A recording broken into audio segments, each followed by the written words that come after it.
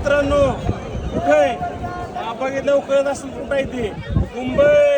मुंबई जाम झाली आता मराठ्यांनी सगळ्यांनी आणि सोबत मुस्लिम बांधव सुद्धा आहेत हिमतीनबाई आहेत गेवराईतले आणि हॉटेल राजमुद्राचे मालक आहेत हे मित्रांनो आमची भेट योगायोगाने इथं झाली आरक्षण घेतल्याशिवाय आम्ही काहीच ना हालत नाही तरी पण तुम्ही पण कुणी बसले असेल घरात तर एक वेळ मुंबईला या घरात बसला तो मराठा कसला असं आपण सगळे म्हणतोय आम्ही सगळे म्हणतोय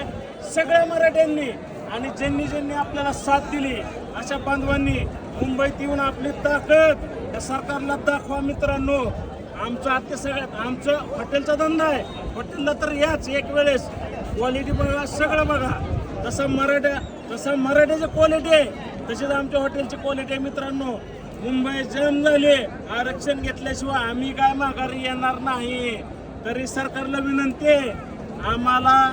डिवचायचा प्रयत्न करू नका कुठं स्टॉल बंद करताय कुठं संडास बंद करताय अजिबात फरक पडणार नाही मराठा ही तलवारीच्या टोकावर भाकऱ्या बसतात आणि मराठा